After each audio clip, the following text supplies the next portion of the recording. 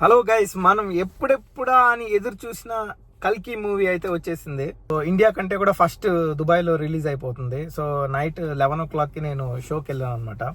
Movie గురించి చెప్పుకోవాలి friends, fantastic. అసలు మూవీని అసలు చూసినంతసేపు మీరు అసలు తెలుగు మూవీ చూస్తున్నారా లేకపోతే ఒక హాలీవుడ్ మూవీ చూస్తున్నారా అని మీరు మర్చిపోతారు. తెలుగు మూవీ చూస్తున్నారని మర్చిపోతారు.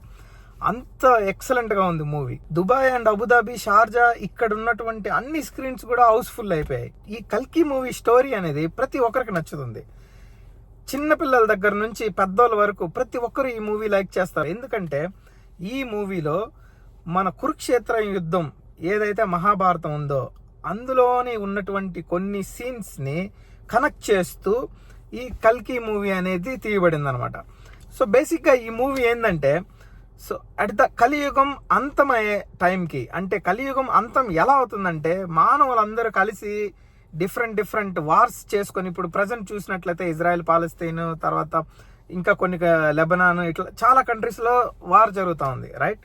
సో ఇలాంటి వార్స్ అన్నీ జరిగి అట్ ద ఎండ్ స్టేజ్ అంటే 2890 ఆఫ్టర్ డెత్ ఆ స్టేజ్కి వెళ్ళినప్పటికీ మన భూమి మీద న్యూక్లియర్ వారు అవి ఇవి అన్నీ జరిగిపోయిన తర్వాత భూమి మీద ఉన్నటువంటి సిచ్యువేషన్ అది మూవీ ఓపెన్ చేయగానే అది చూపిస్తారనమాట.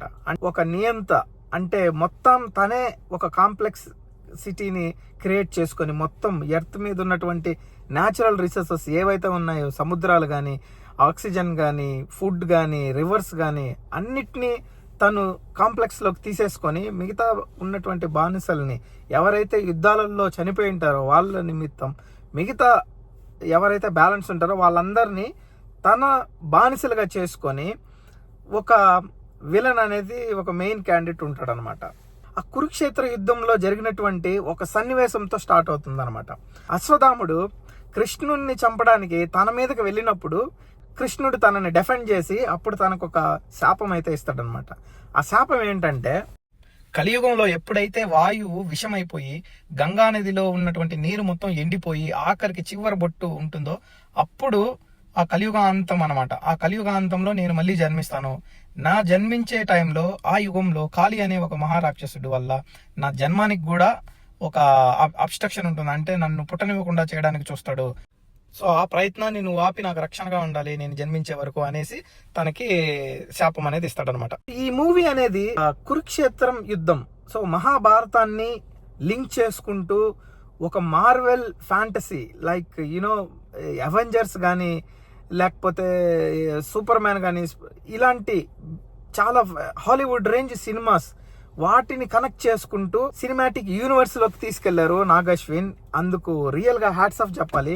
రీసెంట్ గా వచ్చిన ఆదిపురుష్ మూవీ చూసినప్పుడు అందులోని గ్రాఫిక్స్ మనకు నచ్చలేదు. ప్రభాస్ ఫ్యాన్స్ కి ఈవెన్ డైజెస్ట్ చేసుకునే అంతగా లేదనమాట గ్రాఫిక్స్. బట్ ఈ మూవీలో 100% వాళ్ళు చాలా వర్కౌట్ చేశారు. ఈ మూవీలో ఎంత పాజిటివ్స్ ఉన్నా అఫ్ కోర్స్ చిన్న నెగటివ్స్ కూడా ఉంటాయి. సాంగ్స్ విషయానికి వస్తే యాక్చువల్ గా అనవసరమైన ఒక 2 సాంగ్స్ అయితే ఉంటాయి. అవి పెద్దగా మనకి ఎమోషన్ని క్రియేట్ చేద్దామనేసి తీసారనమాట ఆ songs. But I don't think so ఆ సాంగ్స్ వచ్చేసి పీపుల్ని ఎంటర్టైన్ చేస్తాయనేసి నాకైతే ఆ సిచ్యువేషన్లో కొంచెం బోరింగ్ అనిపించింది. అండ్ స్టోరీ విషయానికి వచ్చేస్తే, సో ఎప్పుడైతే శ్రీకృష్ణుడు అశ్వత్థాముడికి శాపం పెడతాడో, సో నువ్వే మళ్ళీ నన్ను కలియుగాంతంలో నన్ను కాపాడుతావు అనేసి, అంతవరకు నీకు చావే ఉండదు. తన అశ్వత్థామం మీద ఒక 3వ కన్ను అనేది ఒకటి ఉంటుంది, ఒక డైమండ్ లాగా. దాన్ని తీసేసి కృష్ణుడు ఇది మళ్ళీ నీ చేతికి, నేను మళ్ళీ పుట్టినప్పుడు ఇది నీ దగ్గరకు వస్తుంది అని చెప్పి ఒక శాపం ఇచ్చేస్తాడు అనమాట. సో నెక్స్ట్ మూవీలోకి వెళ్లే ముందు మూవీలో ఉన్నటువంటి క్యారెక్టర్స్ ఒక 2-3 క్యారెక్టర్స్ గురించి చెప్తాను. ఒకటి అశ్వత్థాముడు అంటే అమితాబ్ బచ్చన్. 2 సుప్రీం అంటే ఒక కాంప్లెక్స్ ఉంటుంది. ఈ కాంప్లెక్స్ కి హెడ్ వచ్చేసి కమల్ హాసన్ అనమాట. కమల్ హాసన్ చూస్తే మీకు భయం వేస్తుంది. సెల్ఫిష్ క్యారెక్టర్ ఉంటుంది అనమాట. ప్రభాస్ మూవీ మొత్తం కూడా సెల్ఫిష్ క్యారెక్టర్. అంటే కాంప్లెక్స్ లోకి వెళ్ళడం కోసం ఏమైనా చేయడానికి, అంటే మనం ఈ పని చేస్తే దాని వెనక ఏమవుతుంది, ఎందువల్ల అని ఏం ఆలోచించకుండా తన సెల్ఫిష్గా ఉంటాడు అనమాట మూవీ అంతా. అంటే అదొక నెగిటివ్ రోల్ అని చెప్పకూడదు, కానీ తన క్యారెక్టర్ అలాంటిది. సుప్రీం ఎవరైతే కమల్ హాసన్ గారు ఉన్నారో తను వార్ చేసినప్పుడు సంథింగ్ ఏదో జరుగుంటుంది తన బాడీకి. తన బాడీ మొత్తం కూడా ఒక రాక్షసులాగా ఉంటాడు ఆల్మోస్ట్. మొత్తం పైప్లన్నీ పెట్టేసి అడ్వాన్స్డ్ టెక్నాలజీ 2893 ఆ అడ్వాన్స్డ్ టెక్నాలజీతో తను బతుకుతూ ఉంటాడు అనమాట. తను కంటిన్యూస్గా అంటే నార్మల్ అవ్వడానికి తనకి స్త్రీలు ఎవరైతే ఉంటారో వాళ్ళ బాడీలో బేబీ ఉంటుంది కదా ఫర్టిలిటీ అయినప్పుడు, ఆ బేబీ 100 days 150 days అలా వచ్చినప్పుడు వాళ్ళ దగ్గర నుంచి బేబీ నుంచి సీరం తీసేసుకొని సీరంని తన బాడీలో ఇంజెక్ట్ చేసుకొని తను ఎక్స్పెరిమెంట్స్ చేస్తూ ఉంటాడు అనమాట. అంటే తను బతకడానికి అతనే సుప్రీం. అతను భూమి నుంచి అన్నీ లాగేసుకుంటాడు, కానీ తను బతకడం తనకే కష్టమైపోద్ది. అలాంటి కండిషన్లో ఇతను ఎంతోమంది లేడీస్ని అందరిని బంధించేసి తన దగ్గర నుంచి సీరం లాగేసుకొని బతకడం కోసం ఎక్స్పెరిమెంట్ చేస్తూ ఉంటాడు. అందులో భాగంగానే మన హీరోయిన్ అనేది ఇరుక్కుపోతుంది అనమాట, దీపికా పదుకునే. ప్రభాస్ బయట ప్రపంచం నుంచి, అంటే బయట ప్రపంచంలో ఏమీ ఉండవు, తాగడానికి నీళ్ళు ఉండవు, తినడానికి ఫుడ్ ఉండదు, చెట్లు, ఆక్సిజన్ కూడా బయటకు అమ్ముతూ ఉంటారు. మనం మూవీ చూసేటప్పుడు షాప్స్లో ఆక్సిజన్ అనేసి షాప్స్ ఉంటాయి. అలాంటి ఒక కండిషన్లో నుంచి తన కాంప్లెక్స్కి వెళ్ళాలి. కాంప్లెక్స్కి వెళ్తే అక్కడ అన్నీ దొరుకుతాయి. ఒక ఎయిమ్తో తను ఏ విధంగా అయితే కాంప్లెక్స్కి వెళ్ళాలని ప్రయత్నిస్తాడో అనేదే ఈ మూవీ. ఆల్మోస్ట్ అదే మూవీ అనమాట.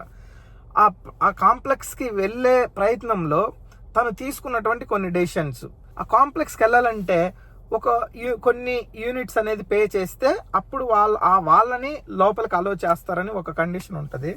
దానికోసం ప్రభాస్ ప్రయత్నిస్తూ ఉంటాడు. అందులోని భాగంగా దీపికా పదుకునే వచ్చేసి ఆ ఎక్స్పెరిమెంట్ చేస్తున్నటువంటి ఆ ల్యాబ్లో నుంచి ఎస్కేప్ అయిపోతుంది అనమాట. 150 days తను గర్భంతో ఉంటుంది. తన బాడీలో నుంచి సీరంని తీయాలని కమల్ హాసన్ టీం ప్రయత్నించినప్పుడు తన ల్యాబొరేటరీలో నుంచి ఎస్కేప్ అయి బయటకు వచ్చేస్తుంది. అప్పుడు సుప్రీం టీం నుంచి ఒక బౌంటీని అనౌన్స్ చేస్తారు. ఎవరైతే తీసుకొస్తారో వాళ్ళకి 1 million బౌంటీ అయితే ఇస్తాము అనేసి. అప్పటి నుంచి ఇంకా ప్రభాస్ దీపికా పదుకునే వెంట పడతాడు. తన్ని పట్టుకొని సుప్రీంకి అప్పగించి బౌంటీ తీసుకొని కాంప్లెక్స్కి వెళ్ళిపోవాలి, సో దట్ లైఫ్ అనేది చాలా ఈజీ అయిపోతుంది, హ్యాపీగా ఉండొచ్చు అనేసి.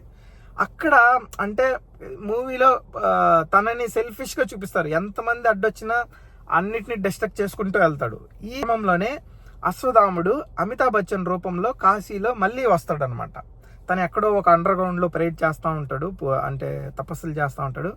సడన్గా తనకి కృష్ణుడు మళ్ళీ పుడుతున్నాడు, దీపికా కడుపున పుడుతున్నాడు అనే ఒక సంకేతం రాగానే తనకి తెలిసిపోతుంది అనమాట. అంటే కృష్ణుడు తనకి శాపం ఇచ్చుంటాడు కదా, నేను మళ్ళీ పుట్టేటప్పుడు ఈ మనీ ఏదైతే ఉందో 3వ కంటి దగ్గర అది నీ దగ్గరకు వచ్చి చేరుతుంది అంటాడు. అప్పుడే ఒక పాప ద్వారా ఆ మనీ అమితాబ్ బచ్చన్కి దొరికిపోతుంది, అంటే అశ్వత్థాముడికి దొరుకుతుంది. తను బలంగా నమ్ముతాడు కృష్ణుడు మళ్ళీ పుట్టబోతున్నాడు అని చెప్పేసి తను బయటకు వస్తాడు. ఈ ప్రాసెస్ మన భైరవ దీపికని కాంప్లెక్స్కి అప్పగించాలని తాను ప్రయత్నిస్తుంటాడు. అశ్వత్థాముడు వచ్చి భైరవ దగ్గర నుంచి దీపికని కాపాడాలని తాను ప్రయత్నిస్తాడు. వీళ్ళిద్దరి మధ్యన చాలా ఫెంటాస్టిక్గా ఫైట్ సీన్స్ ఉంటాయి. లైక్ అమితాబ్ బచ్చన్ రియల్గా హ్యాట్స్ ఆఫ్ చెప్పొచ్చు తన యాక్టింగ్కి. అందులో తనని 8 feet చూపిస్తారనమాట. అంటే రియల్గా అశ్వత్థాముడు చాలా హైట్ ఉంటాడు అండ్ యుద్ధంలో మంచి యుద్ధ నైపుణ్యాలు నేర్చుకున్నటువంటి ఒక క్యారెక్టర్ అనమాట తనది మహాభారతంలో. సో సేమ్ అదే ధీటుగా ఇందులో కూడా దీనికి మధ్యలో బుజ్జిని చూపించడం, బుజ్జి తన ప్రభాస్కి హెల్ప్ చేయడం అండ్ వీళ్ళిద్దరి మధ్యలో ఫ్రెండ్లీ కన్వర్జేషన్. అంటే నార్మల్గా ఫ్రెండ్స్ మనం ఏ విధంగా మాట్లాడుకుంటాం అలా ఉంటాయి, సింపుల్ చిన్న dialogues. But it's okay, overall it's very funny. అంటే మూవీ మొత్తం కూడా ఏ విధంగా అశ్వత్థాముడు తనని కాపాడుతాడు అండ్ ప్రభాస్ అంటే మన భైరవ ఏ విధంగా డిఫెండ్ చేస్తాడు, ఏ విధంగా చివరికి దీపికని ఏం చేస్తాడు అనేదే మూవీ అనమాట. ఓవరాల్ గా గ్రాఫిక్స్ చూసుకున్నట్లయితే మైండ్ పోతుంది అనమాట. మనం చూసినంతసేపు అంతే ఒక Marvel cinema like Avengers end game చూసారా? అవెంజర్స్ ఎండ్ గేమ్ ఏ విధంగా అయితే ఉంటుందో బ్యాక్గ్రౌండ్ మొత్తం డస్టీ లుక్, తర్వాత మొత్తం హెల్మెట్, మొత్తం ఆర్మ్స్ ధరించుకొని సేమ్ అదే విధంగా ఉంటుంది. మేబీ నాగశ్విన్ గారు ఈ షిప్లలో పబ్లలో ఫారిన్లో ఎక్కువ తిరిగారేమో. అంటే మనకి అవి చూసినప్పుడు ఆ సెటప్ ఒక విలన్స్కి ఉన్నటువంటి అంటే ఫ్యూచర్ ఇంటెలిజెన్స్ ఏ విధంగా ఉంటుంది అంటే ఒక కార్ ఎలా వెళ్తుంది, ఒక వెహికల్ ఎలా వెళ్తుంది. ఓకే, తర్వాత హ్యారీ పాటర్ మూవీ చూసాం కదా, అందులో ఏ విధంగా అయితే చిన్న చిన్న బంధించడానికి, తర్వాత మ్యాజిక్ ట్రిక్స్ లాగా, సో ఇలాంటి లాట్ ఆఫ్ ఎలిమెంట్స్ని యూస్ చేసి చాలా వండర్ఫుల్గా మూవీని అయితే క్రియేట్ చేశారని చెప్పుకోవచ్చు మనం. కమల్ హాసన్ గారు చాలా తక్కువగా చూపిస్తారు, అంటే మనకి బ్యాక్గ్రౌండ్లో అంటే పార్ట్ 2 కోసం ఆయన స్టోరీని, అంటే ఆయన స్టోరీ ప్రీ అండ్ పోస్ట్, అంటే ముందు ఏం జరిగింది అనేది మనకు చూపించరు. కానీ యుద్ధంలో గెలిచి ఈ పొజిషన్కి వచ్చాను, మొత్తం వార్స్ అన్నీ చేసి ఈ పొజిషన్కి వచ్చాను, నేను బతకాలంటే నేను ఈ ఎక్స్పెరిమెంట్లో నేను పాస్ అవ్వాలి అనే ఒక కాన్సెప్ట్ని తను జనాలకు అర్థమయ్యేటట్లు క్లియర్గా చూపించేస్తాడు. కొన్ని సీన్లలో కమల్ హాసన్ గారిని చూసినప్పుడు సడన్గా వచ్చినప్పుడు అట్లా వాటర్లో నుంచి లేచినప్పుడు గుండె జల్లు అంటుంది అనమాట, చాలా భయం వేస్తుంది. సో అలాంటి మంచి ఇంట్రెస్టింగ్ సీన్స్ పెట్టారు. అండ్ ఆ కాంప్లెక్స్లోకి వెళ్ళేటప్పుడు చూస్తే సేమ్ మన గార్డియన్స్ ఆఫ్ ద గెలాక్సీ అని ఒక మూవీ ఉంటుంది. ఆ మూవీలో ఎలా ఉంటుందో లైక్ స్కైలో అండ్ గెలాక్సీలో పెద్ద పెద్ద బిల్డింగ్స్, పెద్ద పెద్ద ఎక్విప్మెంట్స్ అండ్ ఈ ట్రాన్స్పోర్టేషన్ సిస్టమ్ అవన్నీ కూడా వాటికి రిలేటెడ్గా ఉంటాయి. అంటే హాలీవుడ్ మూవీ రేంజ్కి తలదన్నేలాగా నాగ్ అశ్విన్ గారు గ్రాఫిక్స్ అనేది క్రియేట్ చేశారని మనం చాలా గర్వంగా చెప్పుకోవచ్చు. ఈ ఫస్ట్ హాఫ్ కొద్దిగా ల్యాగ్, అంటే ల్యాగ్ అని చెప్పకూడదు కానీ అంటే కొంచెం చిన్న, అంటే అంత అంత సీన్స్ లేవు అని అనుకున్నా కూడా అంటే కొద్దిగా. సెకండ్ హాఫ్ మాత్రం చాలా బాగుంటుంది, వెరీ ఇంట్రెస్టింగ్గా ఉంటుంది. సెకండ్ హాఫ్తోనే మూవీ వచ్చేసి 100 crores కొడుతుంది అనమాట. మధ్య మధ్యలో కొంతమంది గెస్ట్ అపియరెన్స్ వస్తారు. మన రామ్ గోపాల్ వర్మ గారు ఒక గెస్ట్ అపియరెన్స్ వస్తారు, తన స్టైల్లో పర్ఫార్మెన్స్ ఉంటుంది. సేమ్ రాజమౌళి గారు వస్తారు, అక్కడ ఒక చిన్న ఫన్నీ ఇన్సిడెంట్ ఉంటుంది. ప్లస్ రాజమౌళి ఇండైరెక్ట్గా ప్రభాస్కి ఏదో అంటే ఇండైరెక్ట్గా తను నేను 10 years నేను వదలను వాడేసుకుంటానని అంటాడు. ఆ సీన్స్ కొంచెం చాలా బాగుంటాయి. అవన్నీ కాకుండా మహాభారతం ఫ్లాష్ బ్యాక్ చూపిస్తారు చూసారా, ఆ ఫ్లాష్ బ్యాక్ చూపించేటప్పుడు అర్జునుడిగా ఒక పర్సన్ వస్తాడు. తను ఎవరంటే విజయ్ దేవరకొండ. వెరీ నైస్ ఫిజిక్కి తన డైలాగ్, తన గంభీరత్వంతో ఉన్నటువంటి ఒక డైలాగ్, వావ్, ఆ కొన్ని సీన్ల కోసం మళ్ళీ మళ్ళీ చూడాలనిపిస్తుంది. ప్లస్ కర్ణుడిగా ప్రభాస్, అది చూడగానే మైండ్ బ్లాక్ అయిపోయింది. అంటే మనకి మూవీలో వాచ్ చేసేటప్పుడు మనకు ఆనందం వచ్చేస్తుంది అనమాట, అంత బ్యూటిఫుల్గా. అసలు ఈ మూవీ అంతా తీసేసి మహాభారతం, ఆ కురుక్షేత్ర యుద్ధం, ఆ మహాభారతంనే ఒక 2 partsగా తీస్తే ప్రభాస్ వీళ్ళందరిని పెట్టి చూడాలనిపించింది. అంత బ్యూటిఫుల్గా ఉంది. నాగ్ అశ్విన్ గారిని లేదా రాజమౌళి గారిని రిక్వెస్ట్ చేసుకోవడం ఏంటంటే, దయచేసి ఇలాంటి సినిమాలు ఇంకా ఎక్కువ తీయాలి, మన తెలుగు ఇండస్ట్రీ వాళ్ళు ఎక్కువ ఇలాంటి మూవీస్ తీయాలి. కురుక్షేత్ర యుద్ధం, మహాభారతంలో ఉన్నటువంటి కురుక్షేత్ర యుద్ధాన్ని తీసుకొచ్చి సైంటిఫిక్గా కనెక్ట్ చేసి ఒక కలియుగం అంతం అయ్యే టైంలో ఎలా ఉండబోతుంది, ఎలా జరుగుతుంది అని మూవీని చూపించడంలో నాగ్ అశ్విన్ గారు సక్సెస్ అయ్యారు. అండ్ మళ్ళీ పార్ట్ 2 ఉందన్నమాట. ఎప్పుడైతే శ్రీకృష్ణుడి సీరం ఒక్క డ్రాప్ మన సుప్రీం ఉంటారు కదా కమల్ హాసన్ గారు, ఆయన ఎప్పుడైతే ఆ ఒక్క డ్రాప్ని తీసుకుంటాడో తన కురూపిగా ఉన్నటువంటి ఆ పొజిషన్ నుంచి, అన్హెల్తీ కండిషన్ నుంచి డైరెక్ట్గా ఒక బలశాలిలాగా తయారవుతాడు అనమాట. అప్పుడు తనకు మళ్ళీ ఆశ వస్తుంది, ఒక్క డ్రాప్కే నేను ఇలా ఉన్నానంటే మొత్తం సీరంని, ఆ బిడ్డ పుట్టే లోపల నేను ఆ మొత్తం సీరాన్ని తీసేసుకుంటే నేను ఈ ప్రపంచాన్ని జయించేస్తాను అనేసి. సో అక్కడితో మూవీ అయితే ఎండ్ అయిపోతుంది. సో ఫ్రెండ్స్, ఓవరాల్గా మూవీ అయితే చాలా బాగుంది, ప్రతి ఒక్కరూ కూడా వాచ్ చేయాల్సిన మూవీ. ఐ థింక్ ఆల్మోస్ట్ అన్ని లాంగ్వేజెస్లో రిలీజ్ అయింది కాబట్టి ఈ మూవీ, ఈవెన్ ఇక్కడ కూడా థియేటర్స్లో హిందీ, తమిళ్, తెలుగు అన్నిట్లో కూడా చాలా సీట్లు అన్నీ కూడా ఫుల్ అయిపోయాయి. సో ప్రభాస్ గారు హిట్ కొడతారు అండ్ 1000 crores వస్తాయనేసి ఎక్స్పెక్ట్ చేద్దాం. So thank you for watching my video. And మీకు కానీ ఈ వీడియో నచ్చినట్లయితే ప్లీజ్ లైక్ చేయండి, సబ్స్క్రైబ్ చేయండి అండ్ షేర్ చేయండి. ఇంకా నెక్స్ట్ నుంచి మన ఛానల్లో మూవీ రివ్యూస్ వస్తాయండి. So please subscribe, please like, share and give your valuable comments. Thank you so much.